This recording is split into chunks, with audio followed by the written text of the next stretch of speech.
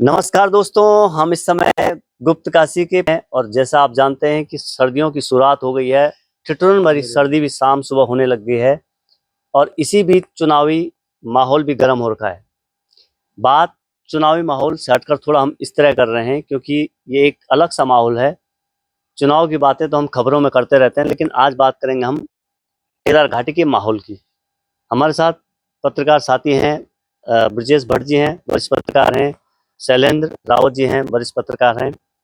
बातचीत करेंगे केदार घाटी के माहौल को लेकर, क्योंकि ठंड यहाँ पर शुरू हो गई है और जैसे आप कपड़ों में भी देख सकते हैं, हालांकि आपने कपड़े कम पहने हैं, आपको गर्मी ज्यादा होती है। तो चलो भाई, आपसे शुरुआत करते हैं। ठंडक भरा माहौल शुरू हो गया है, लेकिन उसके बीच चुनावी गर्मी भी शुरू हो रही है। बिल्कुल, जब चुनाव आता है तो गर्मी भी शुरू होती है और चुनाव का माहौल जो होता है वो गर्मी के लिए ही होता है। और अगर ठंड के मौसम में चुनाव का माहौल आया है तो उसमें गर्माहट जो है वो होगी। और जो केदारनाथ का जो माहौल चल रहा है उस पे सटीक कोई भविष्यवाणी करना बहुत बड़ी चुनौती है किसी के लिए भी। और जो लोग कर रहे हैं उनको अपने दावों की पुष्टि करना आने वाले समय में एक चुनौती होगा। लेकिन केदारनाथ में जो अगर एक्चुअल बात की जाए तो यहाँ का माहौल बड़ा रहस्यमय है। किसी का आकलन करना एक चुनौती भरा काम है। और अगर एक पत्रकार के रूप में उस चुनौती को स्वीकार किया जाए और यहाँ के माहौल को अगर डिस्क्राइब किया जाए तो मैं ये कह सकता हूँ कि यहाँ पर सीधी टक्कर है।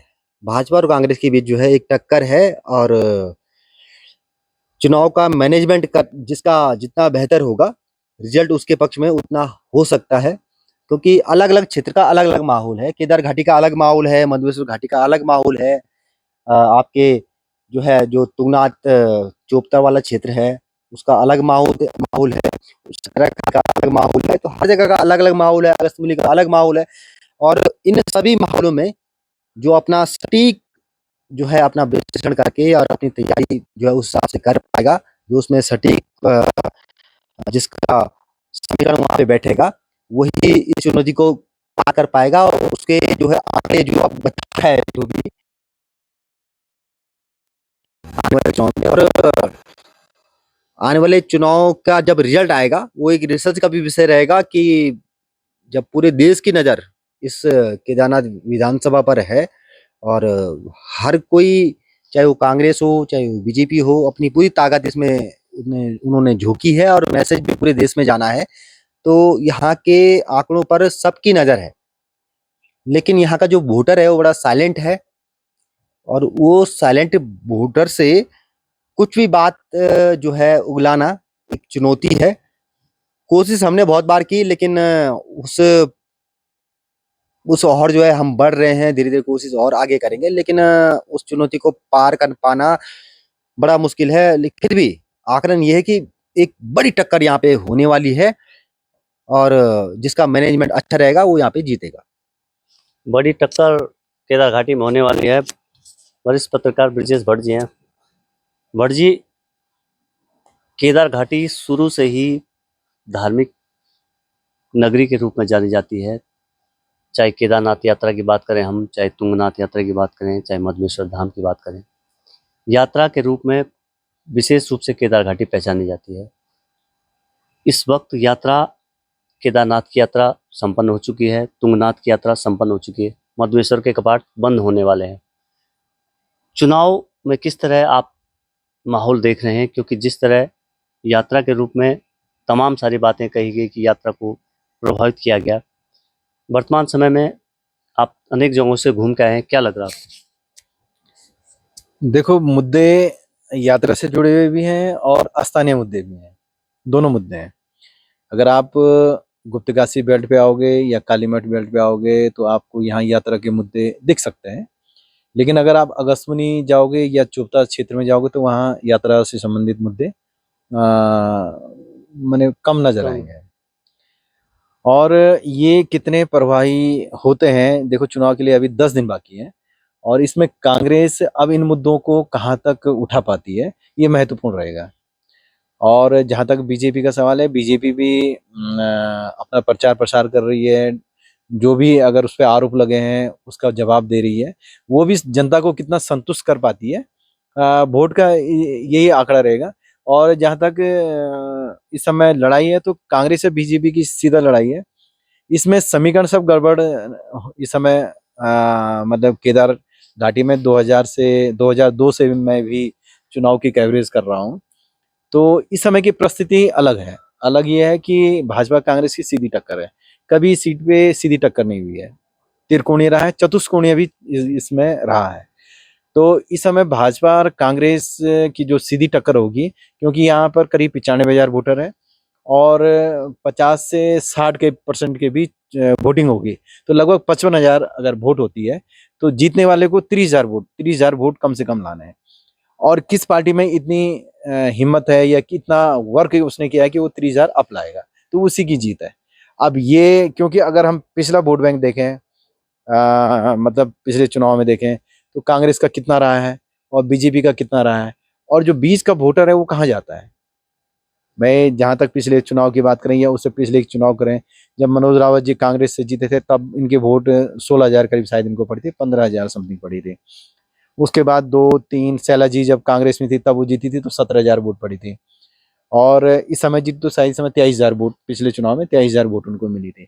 तो इस समय गणित यह है कि जीतने वाले प्रत्याशी का 28 से 30,000 वोट उसको मिलना है।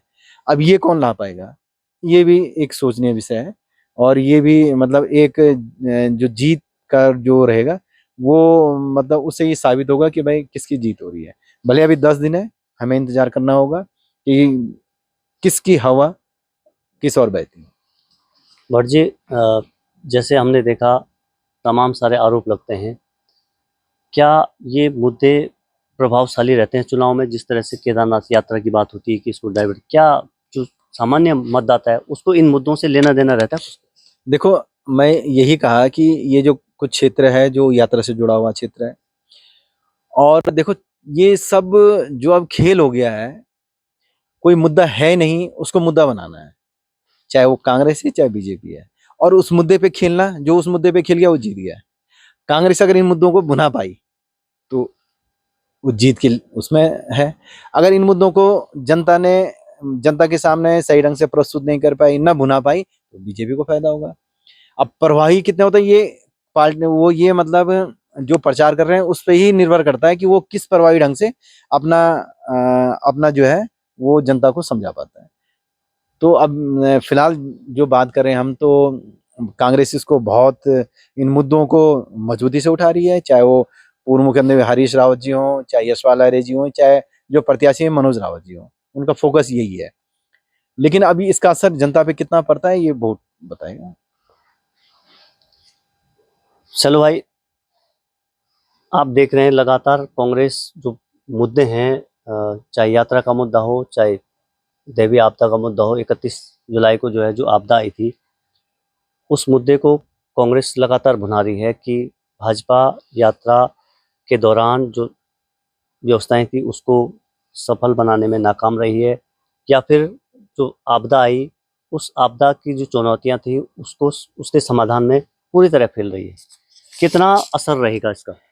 एक जब भी कोई चुनाव होता है तो एक माइंड गेम खेला जाता है, चाहे वो भाजपा की तरफ से हो कांग्रेस, दोनों दोनों दल जो है, जो भी राजनीतिक उसमें वहां पर मौजूद हूँ, वो लोग माइंड गेम खेलते हैं और अपने अपने वोटरों को उस हिसाब से प्रोवाइड करते हैं। अभी केदारनाथ में जो माइंड गेम खेला जा रहा है वो 2-3 मुद्दों पे खेला जा रहा है कि केदारनाथ के तीर्थ नाराज हैं, वो नाराज हैं कि नहीं है ये चुनाव के बाद पता लगेगा। इसी तरह से जो है कई और मुद्दे हैं जिन पर एक माइंड गेम खेला जा रहा है और एक बड़ा सस्पेंस वो बना हुआ है कि ये लोग साथ हैं कि नहीं है। चाहे वो अनुसूचित जाति के वोट बैंक पे हो, जो एक बहुत बड़ा वोट बैंक है, करीबन 20% का 19% का वो वोट बैंक है, उस पर एक बड़ा माइंड गेम है। और केदारनाथ के संदर्भ में अगर बात की जाए तो यहाँ पर कभी सीधी टक्कर हुई नहीं है अभी तक। पहले समय में हुई होगी लेकिन तब ऐसी परिस्थिति नहीं थी, लेकिन बीते 10-15 सालों से जो यहाँ पर मुकाबला वो त्रिकोणीय हुआ या फिर चार कोण उस तरह का मुकाबला हुआ। पहली बार जो है 10-12 सालों के बाद ऐसी स्थिति आई है जब यहाँ पर सीधे भाजपा और कांग्रेस में सीधी टक्कर हो। तो एक माइंड गेम खेला जा रहा है कि जो वोट तीसरे पक्ष का था वो किस पक्ष में इस समय ट्रांसफर हुआ है, बीजेपी के पक्ष में हुआ या फिर कांग्रेस के पक्ष में हुआ, तो बड़ी चुनौती है। और इसका सही आकलन चुनाव के बाद होगा, जब वोटिंग हो जाएगी, और तब तक जो है आकलन कोई कर नहीं पाएगा अगर सटीक आकलन इसका करना है। लेकिन फिर भी कुछ मुद्दे ऐसे हैं जो बड़े प्रभावी हैं कि तीर्थ पुरुषों में जरूर एक मुद्दा है, और बीजेपी के लिए बड़ी चुनौती है उस मुद्दे को कि किस तरह से तीर्थ पुरुषों को अपने पक्ष में किया जाए, क्योंकि चुनाव से पहले से ही ये मुद्दा चल रहा है कि एक नाराजगी उनमें जरूर है। उसकी सिवाय अनुसूचित जाति का जो वोट बैंक है उस पर कोई दावा नहीं कर सकता, वो बाद में पता लगेगा कि कहाँ वो पक्ष जा रहा है। इसके साथ ही क्षेत्रवाद का भी एक बड़ा मुद्दा है कि अलग अलग क्षेत्रों का वोट का समीकरण अलग अलग है, कहीं पे कांग्रेस अप है, कहीं पे बीजेपी अप है। तो एक बड़ी चुनौती है दोनों पार्टियों के। हालांकि दावे जो है दोनों पार्टियों की तरफ से इस तरह से किए जाते हैं कि हम लोगों के समीकरण बिल्कुल सटीक बैठ रहे हैं, यहाँ से भी हम जीत रहे हैं, यहाँ से भी जीत रहे हैं। लेकिन सटीक आकलन करना, अगर कोई एक कहता है कि मेरे पास सटीक आंकड़े हैं, तो उसकी गलतफहमी है।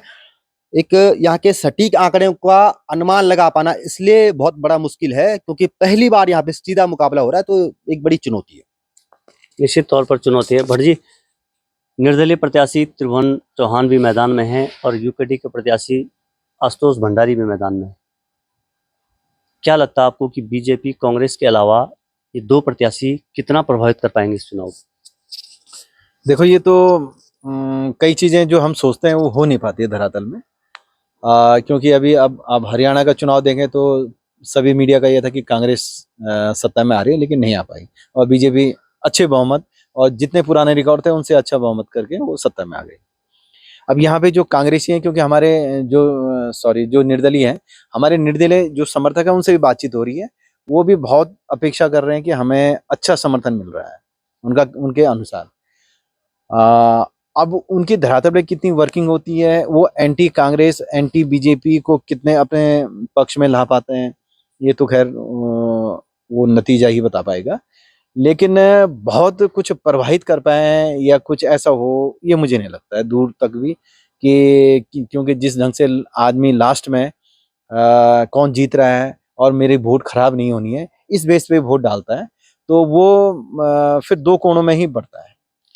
एक सवाल उत्तराखंड में आ रहा है कि जो यहाँ के स्थानीय मुद्दे हैं, भू कानून का मामला हो चाहे मूल निवास के मामले हो, जो यूकेडी भी उठाते रही है और निर्दलीय प्रत्याशी भी इस मुद्दे को लगातार उठा रहे हैं।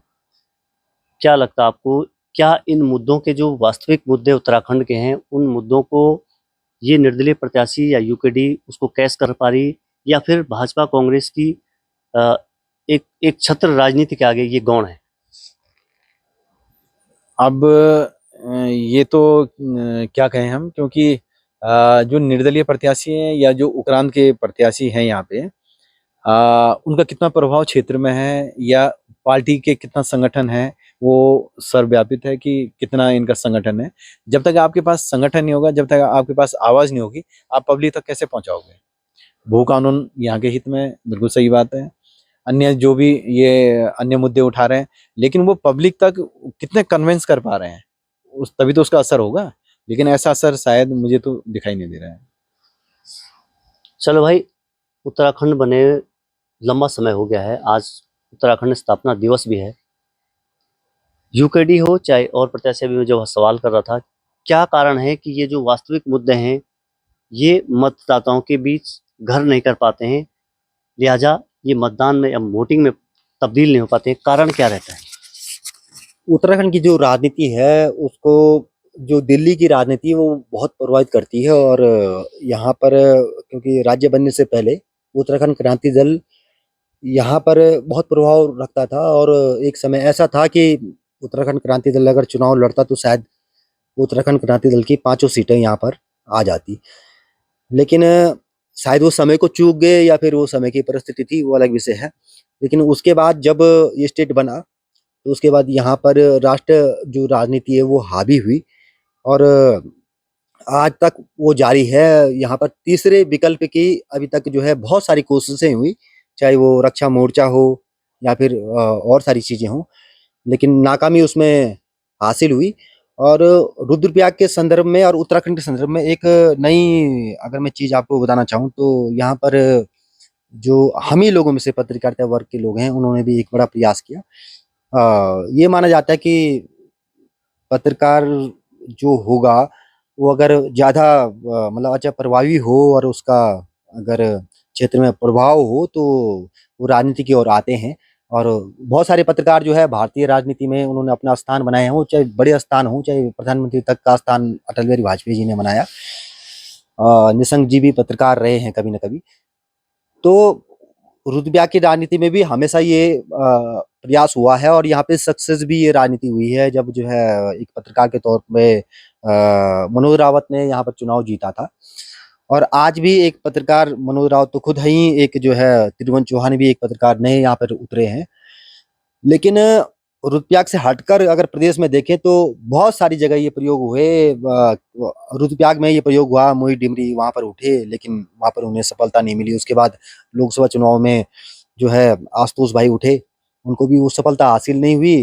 फिर जो है नवल खाली भाई उठे बद्रीनाथ में, वहाँ पर उन्हें वो सफलता हासिल नहीं हुई। लेकिन खानपुर में जो है उमेश कुमार जी को वो सफलता हासिल हुई, केदारनाथ में मनोज रावत जी को हासिल हुई। तो एक वो चीज़ है कि मतलब मुद्दों को यहाँ पर जो स्थानीयता के तौर पर अगर घुमाना हो तो केदारनाथ का प्रदेश केदारनाथ में जो स्थानीय मुद्दे हैं वो उतने हावी हो नहीं पाते, क्योंकि यहाँ का जो टोटल मुद्दा है वो पूरे देश में जाता है और पूरी वहाँ का असर यहाँ पे पड़ता है। तो मेरा ये कहना है आपके सवाल के जो आपने सवाल किया कि यहाँ पर लोकल चीज़ें, लोकल मुद्दे क्यों नहीं हावी हो पाते। यहाँ पर यहाँ की अर्थव्यवस्था पूरे देश पर डिपेंड करती है। अगर देश में अच्छा माहौल चल रहा है तो केदारनाथ में भी खुशहाली आती है, और जब कोरोना जैसे दौर आता है तो यहाँ पर भी लोगों पे दिक्कतें आती हैं। तो पूरे देश के मुद्दे यहाँ पर हावी होते हैं और यहाँ का मुद्दा पूरे देश में जाता है। केदारनाथ का चुनाव भी उसी प्रदेश में है। अगर केदारनाथ का चुनाव कोई भी जीतता है तो उसके अलग अलग अर्थ निकाले जाएंगे। बीजेपी के लिए उसके अलग अर्थ हैं, कांग्रेस के लिए उसके अलग अर्थ हैं। तो सब अपने उस हिसाब से चल रहे हैं। अब चुनाव का रिजल्ट बताएगा कि क्या इसके अर्थ निकाले जाएंगे भविष्य में। निश्चित तौर पर ये आने वाला 23 नवंबर का दिन तय करेगा कि किसके पक्ष में ये निर्णय जाता है, चाहे भाजपा हो, कांग्रेस हो, निर्दलीय हो, यूकेडी। हालांकि केदारनाथ उपचुनाव में 6 प्रत्याशी मैदान में है, किसके पक्ष में ये फैसला जाएगा ये तो आने वाला 23 नवंबर का दिन बताएगा। फिलहाल हम केदार घाटी में मौजूद हैं और तमाम जगहों पर चुनावी चर्चा को लेकर हम बातचीत कर रहे हैं, चाहे पत्रकार साथी हों, चाहे तमाम लोग हों, चाहे प्रतिनिधि हों, चाहे प्रत्याशी हों, हम सबसे बातचीत करने का प्रयास कर रहे हैं। आप लोग बने रहें हमारे साथ। नमस्कार।